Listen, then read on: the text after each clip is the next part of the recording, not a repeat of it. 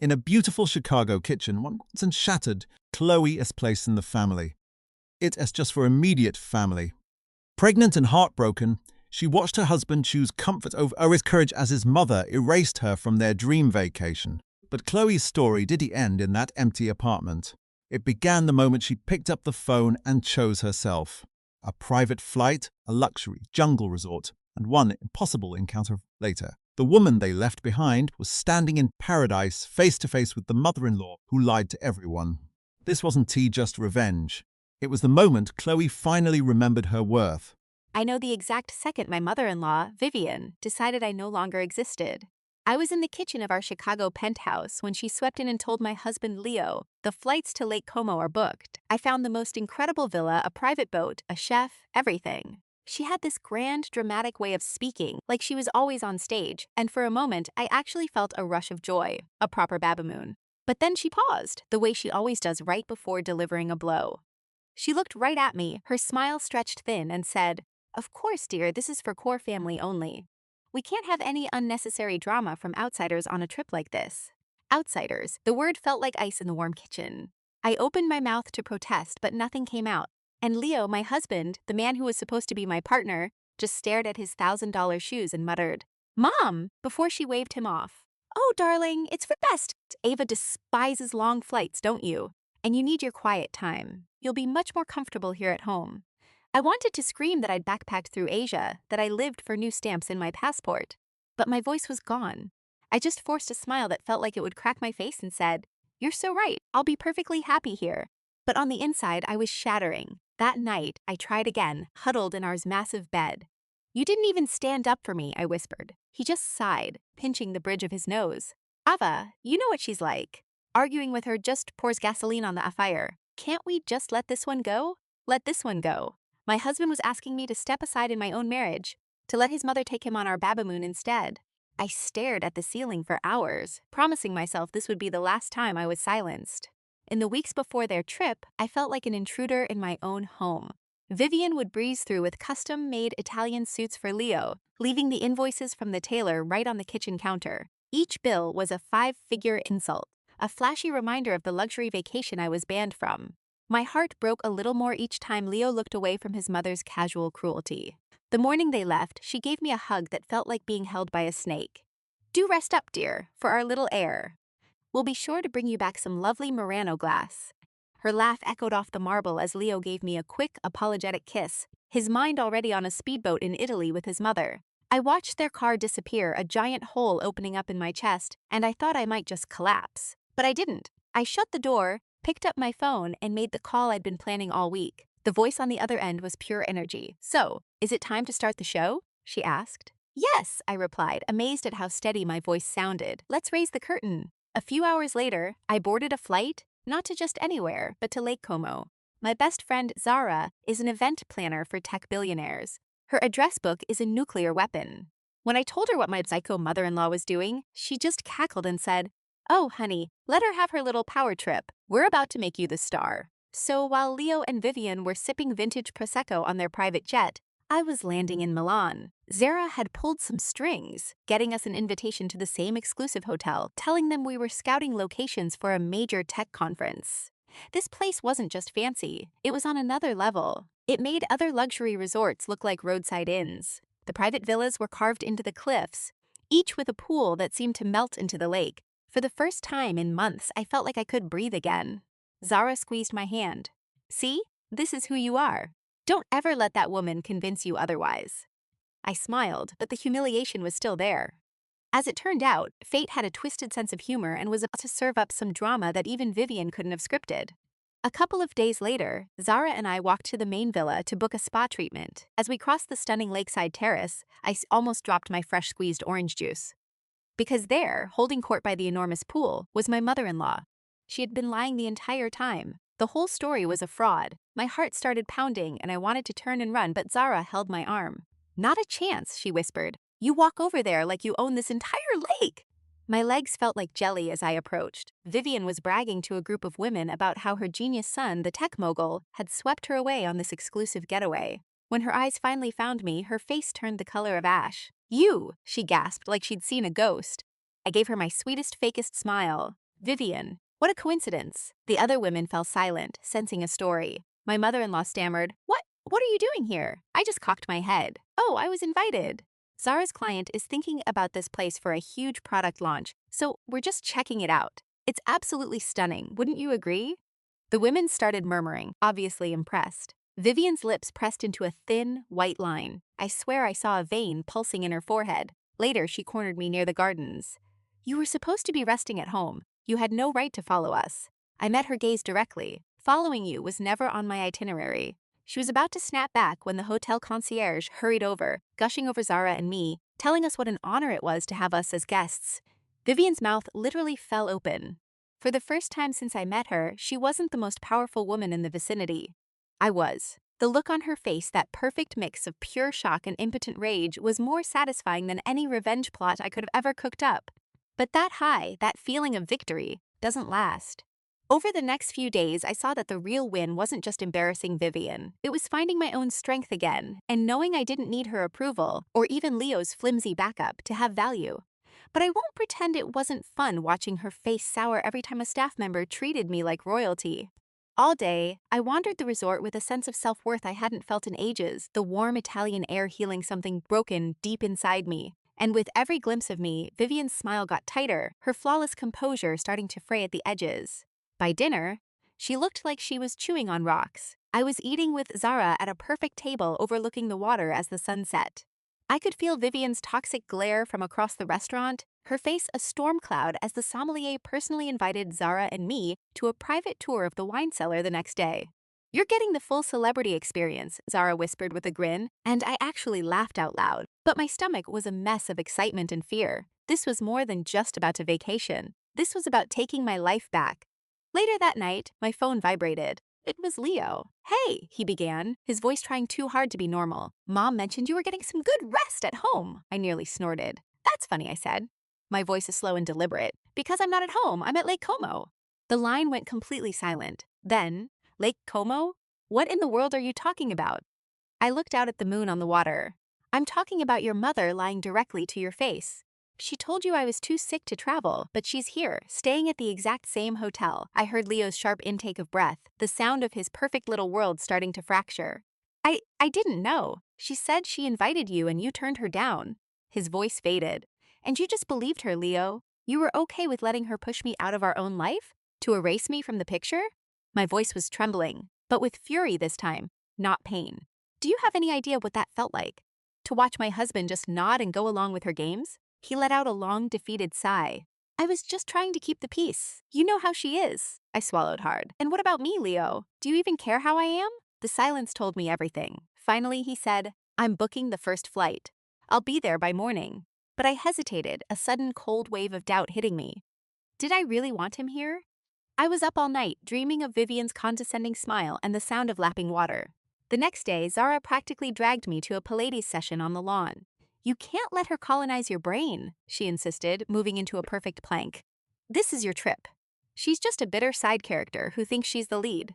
I tried to smile, but my stomach twisted when I saw Vivian on the other side of the lawn, making a huge performance of ignoring me with her new friends. Zara saw my expression and whispered, so predictable. All right, time for Act 2.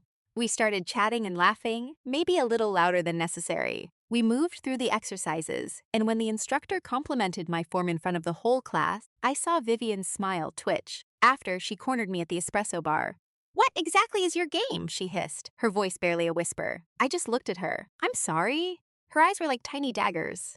You are doing this on purpose to make me look like a fool. I just tilted my head, my voice completely level. Vivian, you've spent the last year trying to make me feel invisible. If you're embarrassed right now, that has nothing to do with me. That's just reality catching up with you. Model. She just froze, mouth agape, utterly blindsided, and for a split second I saw raw panic in her eyes. Not fear of me, but of her meticulously crafted world imploding. Later that night, Ethan finally came home looking exhausted and ashamed. He found me staring out at the city lights, and his eyes flickered between me and his mother. We have to talk, he said, guiding me away. Yes, I replied, my voice dangerously quiet. We certainly do. He ran a hand through his hair. I didn't know, she lied. She told me you were sick, that you didn't want to come. I was a fool. I'm so sorry. His apology rang true, but that cold, heavy stone in my stomach wasn't moving. Don't you get it, Ethan? This was never about a wine tasting weekend. This was about respect. Your mother has dismissed me as nothing since day one, and you just let it happen. His shoulders slumped. I was just trying to avoid a fight. I shook my head, my voice shaking with a rage I couldn't contain. This isn't avoiding a fight, Ethan. This is picking a side. He looked at me, truly looked at me, and I watched the shame wash over his face. I can't lose you, he whispered. My throat closed up, but before I could speak, Beatrice swept into the room. Ethan, darling, don't let her cause a scene. She thrives on this kind of melodrama. He turned to his mother, and for the first time ever, he didn't back down.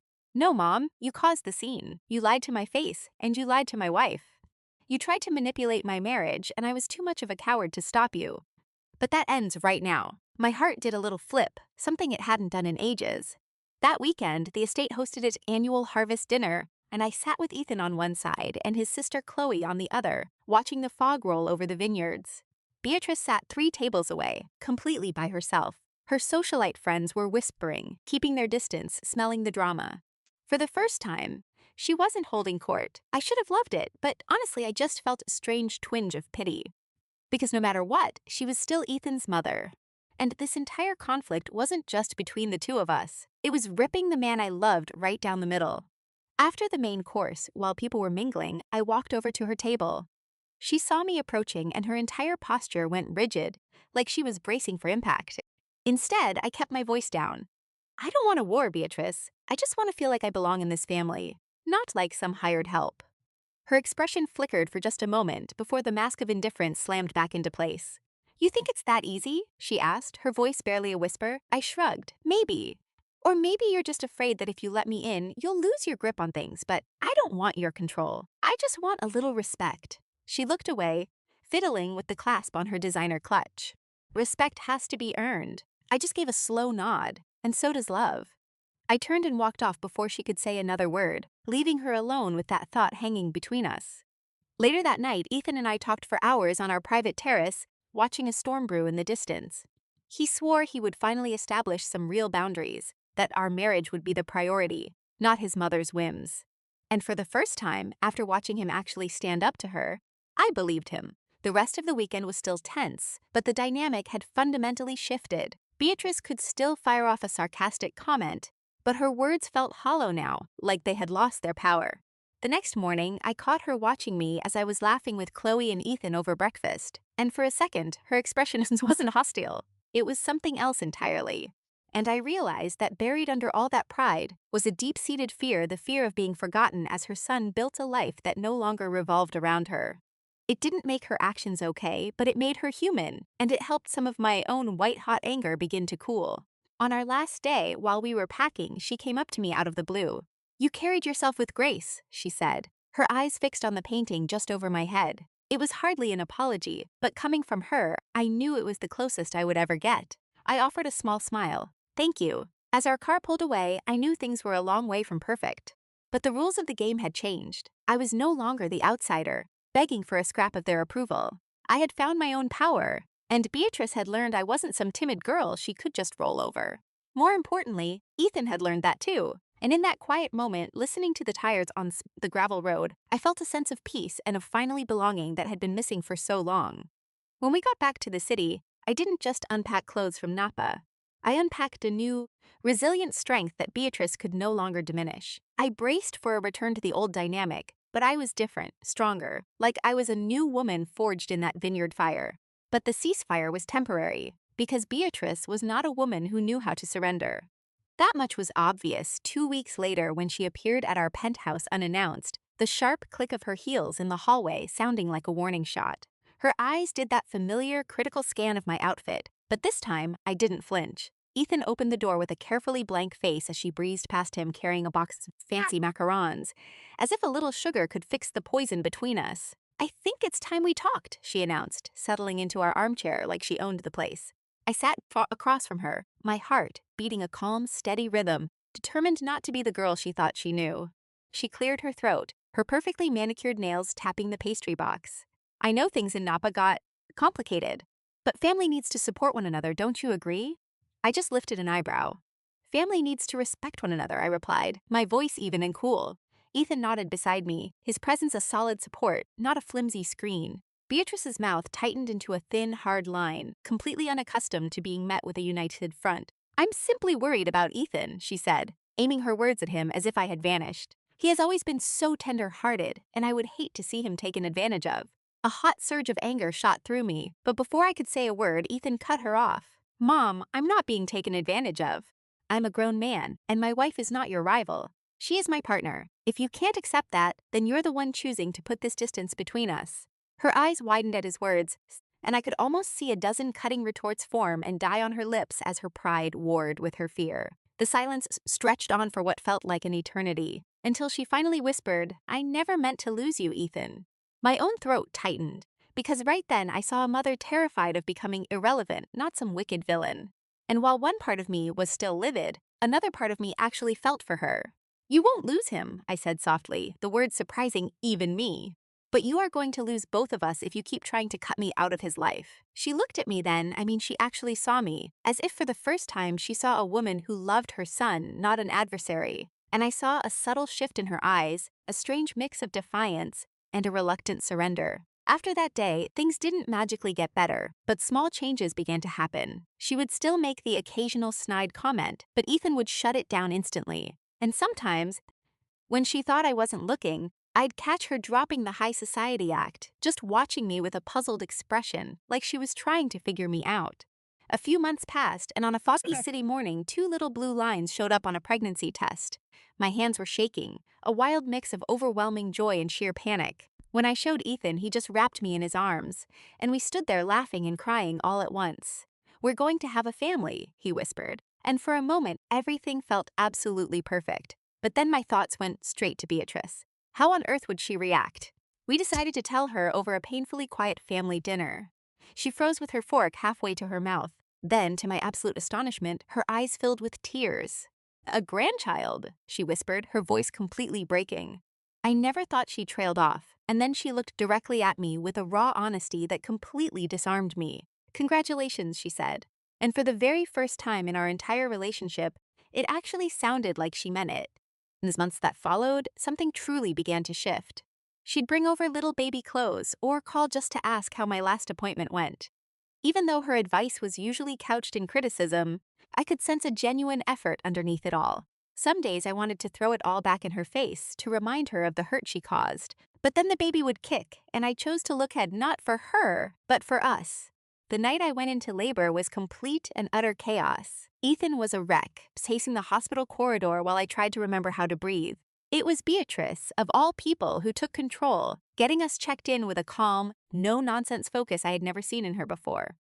Hours later, as I held our daughter, Lily, against my skin, I saw Beatrice standing in the doorway, tears just silently rolling down her cheeks. And for the first time, I didn't see a competitor. I saw a grandmother, completely unguarded and real. When she finally approached the bed, her hands were trembling as she asked, "May I hold her?" I nodded, and she took Lily with a tenderness that made my own eyes well up. "She's just perfect," she whispered, her voice thick with emotion. And right there, something inside me started to heal. It wasn't some magic fix, it couldn't erase what happened, but it gave me hope. Then came the new baby chaos: no sleep, endless diapers, and a love so huge it made it all worthwhile. Catherine was over constantly, sometimes stepping way over the line, other times being surprisingly kind. I was still on guard, but I started seeing her differently, through my daughter S eyes. Lily would just beam the second her grandmother was there. And I guess that S what family is. It's not about being flawless. It's about screwing up and then finding a way to fix it together. Thinking back, if Catherine hadn't tried to keep me out of that gala, I don't think I'd be this strong. Ethan and I might not have worked through the stuff that made us unbreakable. She didn't just find me crashing her party that night. She found the beginning of the end of her total control, maybe a new path for her, and I realized my value wasn't up to her. I was already enough. Sometimes, a huge rejection just points you toward your own truth. Motherhood just tore me wide open. It took all my walls down, left me totally raw, but it also gave me this strength I never knew existed. Those long nights with my daughter Lily asleep on me, they changed how I saw everything. I thought about Catherine and wondered if her anger was just a cover for her own fear. No matter why she did it, she was in our lives now. So I started letting the anger fade not for Catherine, but for Lily. I would not raise my daughter in the crossfire of old battles. Ethan started stepping up too, in ways I never saw coming. He drew a hard line with his mother, making it clear our little family came first. It wasn't a magic wand, there were still fights, tense calls, and times Catherine would revert to her old self. But it was different, because Ethan didn't back down, he was with me. That feeling of being a team mended things in me I thought were permanently broken then. One bitter cold night, nearly a year after that Chicago gala, Catherine invited us for dinner. I was anxious, but Ethan just squeezed my hand. "Let's go see what this is about," he said. The house smelled of roasted garlic when we arrived, and Catherine's welcome actually felt genuine for once. It wasn't that tight, polite smile I was used to, this one had warmth. Dinner started off a little stiff, of course, but she asked about my design work, about Lily, and she even said she liked my scarf. I was braced for the backhanded compliment, but it never came. After we ate, Ethan took Lily upstairs, leaving me alone with Catherine. The silence was thick. She poured us some tea and then she said it. "I was so unfair to you." I think my heart stopped. I just stared, waiting for the catch, but all I saw was how exhausted she seemed. "I thought if I kept you away, Ethan would somehow stay my son. That he wouldn't grow up," she said, her voice shaking. In that moment, I saw the scared person she kept hidden. But he's a man now, and that's not on you. It's on me for not wanting to see it. I could barely swallow. I'd imagined her apologizing 1,000 times, but never thought it would happen. "I never tried to take him from you," I whispered. "I just loved him." She just nodded, her eyes wet. "I know that now. It wasn't some big movie scene, just a tiny crack in the ice between us. And that was enough." Life settled into a new rhythm. We juggled our jobs, a toddler, and a fragile truce with Catherine. Sometimes she'd shock me with her kindness, babysitting without a single critique, or dropping off dinner without a lecture. Seeing her with Lily, I'd glimpse the person she might have been, if fear hadn't warped her love into a need for control. But it wasn't a fairy tale. Her old self would still surface with little jabs about our parenting. When that happened, I'd just breathe and remember that healing isn't linear. Forgiveness isn't a switch you flip once. It's a decision you make over and over. But the arguments were smaller, manageable, because I wasn't that intimidated girl anymore. That spring, my friend Sarah came over. "Wow," she said over coffee. "You've come a long way from that panicked call about Chicago. Who thought that mess would solve everything?" I laughed. "Chicago didn't solve it. I did when I realized I didn't need her approval to be happy." Sarah lifted her cup. To happiness, no permission needed. We touched our mugs, and I was just so thankful for her, for this crazy ride I'd been on. The next challenge wasn't far off. That summer, Ethan proposed a family vacation. With all of us, including Catherine. My gut reaction was pure dread. A whole week stuck with her, all the old fears came flooding back. But then I saw my daughter running around the room, and I wanted her to have memories of a complete family, not a broken one. So I agreed. We found a little house near the beach, and to my total surprise, it was actually nice. Catherine actually helped in the kitchen and told old stories about Ethan growing up. We hit a few bumps, like when she insisted Lily needed a wool blanket in 80-degree weather. But Ethan shut it down gently, so I didn't have to. Then one night by the fire, she looked at me and said, so quietly, "You are a good mother." Those 4 little words hit me right in the chest, like a key turning in a lock that had been rusted shut for years. I smiled through my tears. "Thank you." And I got it. The woman who fought to keep me out was finally, carefully, letting me in. Our story wasn't perfect, but it was real. But I knew I was different now. I could face whatever came next, because my worth came from the love I gave, not the validation I chased. Years on, when my daughter was older, I told her our family's stories, the beautiful and the painful. Because families isn't about having no problems. It's about what you do after the break. Do you build a bridge or let the canyon stay? And in that moment, watching Catherine rock our daughter to sleep, I knew the scars remained. But they also proved that love, even complicated, messy love, was always worth the fight. The years went by and life found a steady rhythm. Ethan's architecture firm was doing great. I loved being a mom and doing my own thing part-time. Our daughter grew into a curious little girl with endless questions. And Catherine was a constant presence. What once felt like a hurricane had become more like a predictable season. Her old habits would surface, like insisting Lily take ballet for proper grace. But I didn't feel cornered anymore. I'd just smile and say, "We'll see what she loves, Catherine." And Ethan's calm voice would be right there beside me, showing we were united. And Catherine would sigh, but she'd let it go. And every time she did, without it turning into a war, I felt our family find its footing a little more. The past wasn't totally gone, though. One afternoon, I remembered her telling me I wasn't welcome in Chicago, and the old hurt flared up. But then I heard my daughter laughing with Ethan in the other room, and the pain receded. It was the fire I walked through, not the room I lived in. I still had the scar, but now I also had the strength. Years later, Sarah visited again. We were on the patio watching our kids play when she leaned in and whispered, "So, how is Her Majesty?" I laughed. "She's adapting. Imagine a snow leopard learning to be a house cat," Sarah snorted. "Just don't let her get her claws out. You've earned this peace." And she was right. Catherine and I had a fragile peace built on constant work, patience, and solid boundaries. The next big test of that peace came when we decided to plan another family trip. This was a vacation we were planning together. When Ethan asked if we should invite his mom, my stomach clenched. The memory of being excluded flashed in my mind, but I took a breath and said, "Yes, let's." I realized if she once closed a door on me, the real victory wasn't doing the same to her, it was opening one myself. We chose a quiet beach town, nothing fancy, just a place with lots of sand for our daughter. Catherine arrived with her mountain of bags of ice, but surprisingly, she focused more on her granddaughter than on running the show. One afternoon, Ethan took our daughter down to the water, leaving Catherine and me on the deck. The ocean breeze was cool. She took a breath and stared out at the waves. "You know," she started, "I always thought no one would be right for Ethan. It wasn't about them. It was about me not wanting to let him go. But I see how happy he is with you. I see how much you care about this family." Her words were a bit clunky, but they landed. I gave a little smile. "That's all I've ever wanted, for loving him to be enough." She turned and really met my gaze, and her eyes weren't cold anymore. They were warm, maybe even proud.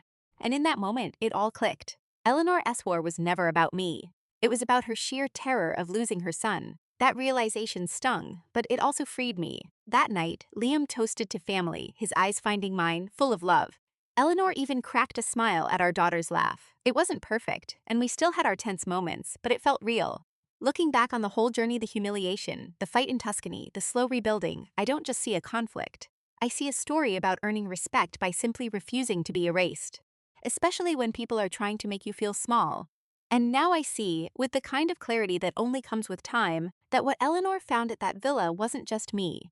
It was the beginning of her own journey of letting go, of learning to share her son and her family. And what I found was freedom, the certainty that I always belonged, no matter how hard she tried to convince me I didn't. Because belonging is something you build with love and find in your own strength, not something you're given. And over time, I saw how that whole messy conflict with Eleanor showed me who I truly was. Liam and I became a true team, facing things with patience and humor. We learned to communicate and draw lines that let Eleanor be a grandmother without being a dictator. Our daughter's laughter filled every room, her constant questions a beautiful reminder to stay in the moment. And Eleanor did change piece by piece over the years. Look, she never became some warm, fuzzy mother-in-law from a movie, and she never really got me. But she learned respect. She'd ask for my input, help without judgment, and offer advice that actually sounded like a suggestion, not a demand. The old tension would still flare up sometimes, a pointed comment, a certain glance. But I learned how to not let it sink in, to answer calmly and let Liam handle it if things got worse. One afternoon, getting ready for our daughter's birthday, I saw Eleanor on the floor, blowing up balloons with our little girl. She looked up and actually smiled at me. For a second, the past felt a million miles away. "I never thought I'd be any good at this," she admitted quietly. I smiled back, feeling a warmth spread through me. "It's easier when you're not trying to control it," I said. And she laughed, a real laugh, and nodded. These were the moments that wove us into a real family. We started going on trips together, just to simple, quiet places. I watched Eleanor discover she could enjoy her son's family without needing to orchestrate every single second. Our daughter, older now, saw her grandma changing, asking questions that showed us all how simple love is supposed to be. Then one spring morning, a decade after Tuscany, I was sitting on the porch with Eleanor, watching our daughter play.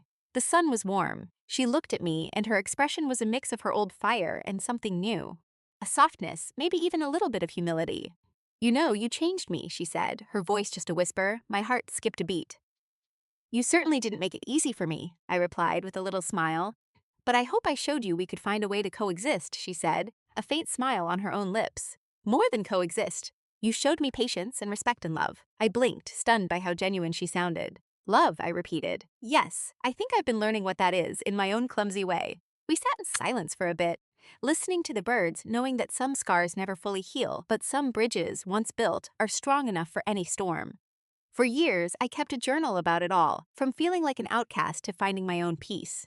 I realized that the revenge I used to fantasize about wasn't what I wanted at all. I just wanted peace. I wanted to feel like I belonged and to be loved for who I am, even by the people who fought so hard to push me out. Liam was my rock through everything, supporting me in big and small ways, proving that love could be patient and strong. He taught me that a partnership is built on equality, not on power. And Eleanor, as complicated as ever, became part of our family's rhythm. It wasn't perfect, but it was ours, with enough space for everyone to grow. Our daughter grew up bright and kind, full of wonder. I would watch her navigate little dramas on the playground with a confidence I know came from us. She saw her parents stand up for each other, gently but firmly, and learned that even difficult people deserve to be treated with respect. One evening, during a quiet dinner, I saw Eleanor watching me again. But this time, her look wasn't critical. It was thoughtful, almost peaceful. I could see just how far she'd come from the woman who tried to cut me out of that trip years ago. I have to admit, she said, breaking the silence, I really did underestimate you. I just smiled, feeling a warmth spread through my chest. I hope you learned something, I said. She smiled and nodded. More than something. I learned about respect, patience, and maybe a little humility. A huge weight just lifted off my shoulders, bringing a peace I never knew was possible. The road here was long and incredibly hard, but it led to this very moment, to a messy but strong family, held together by love and a real desire to understand. In the years that followed, we celebrated everything: birthdays, holidays, anniversaries. Every party was a small victory, a little reminder that even broken families can heal. And I never forgot that moment in Tuscany when I flat out refused to be left behind. That was the moment I found my strength. I learned that standing up to that kind of unfairness was the first real step to getting my life back on track. It's a lesson that never left me. The simple knowledge that I could face down any challenge, that being pushed aside can actually make you stronger, and that real love, the kind built on respect, can soften even the most stubborn hearts. As I look around now, with Eleanor quietly helping our daughter on a school project and Liam reading next to me, I get it. What was waiting for her at that villa wasn't just me. It was the beginning of her own transformation, one that was long overdue. And what was waiting for me was a life filled with love, strength, and the knowledge that I always belonged. Not because anyone gave me permission, but because I claimed my space and refused to let go of this family. The final years of our journey with Eleanor weren't about big dramatic blow-ups anymore. They were about small, quiet wins. I realized the victory wasn't watching her lose her grip. It was the peace that came from taking back my own life and creating a family where respect finally mattered more than control. Sure, we still had tense moments. Eleanor would always be stubborn and could slip into old habits. But those moments didn't define us anymore, and they couldn't touch the strength I'd built inside. Liam and I became even closer, navigating parenting with a confidence that only comes from weathering a storm together.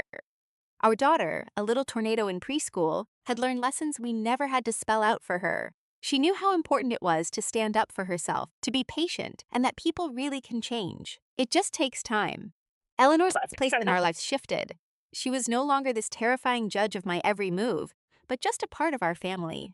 Sometimes she was awkward or a little too eager, but she was trying. She was learning the boundaries she had to respect and how to show her love without trying to control it. One sunny afternoon, we were all in the backyard as our daughter chased butterflies. Eleanor looked at me with a softness I'd never seen before.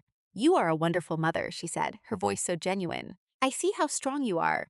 I see how much Liam relies on you, not just as a wife, but as the true anchor of this family." A wave of emotion washed over me, a mix of old pain and new warmth, and I just smiled.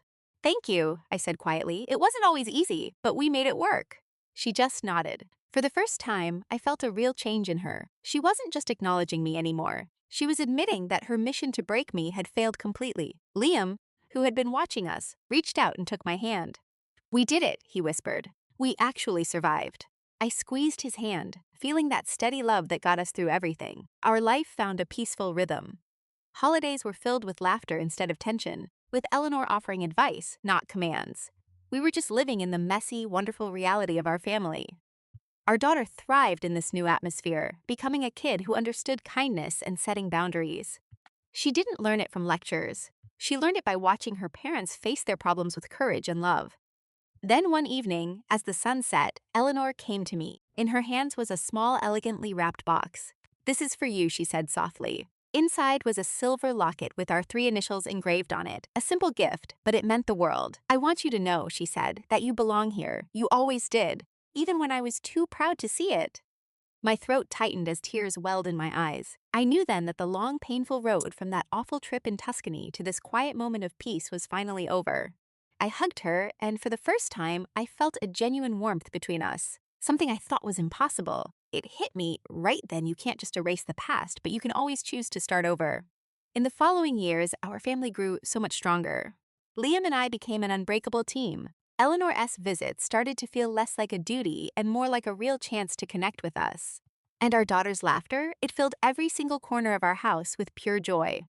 I learned that family isn't about winning arguments or trying to control people. It's about honesty, standing up for your beliefs, and showing kindness even to those who have hurt you. It's funny, we look back now on things that felt like the absolute end of the world: that canceled trip to Tuscany, the terrible argument in Greece, all those cold years, and we actually smile. We can see now how those awful moments actually forged the family we have today. We are not perfect, not even close, but we're strong, held together by something that feels thicker than blood. Watching my daughter, I know she won't grow up with the same drama and fear that defined us. She's going to inherit the strength, the courage, and the wisdom we had to fight so hard for. She's learning that while you can't change other people, you can always choose how you react, set your own boundaries, and always, always choose love. Eleanor, older now and much softer, finally learned how to just be with us.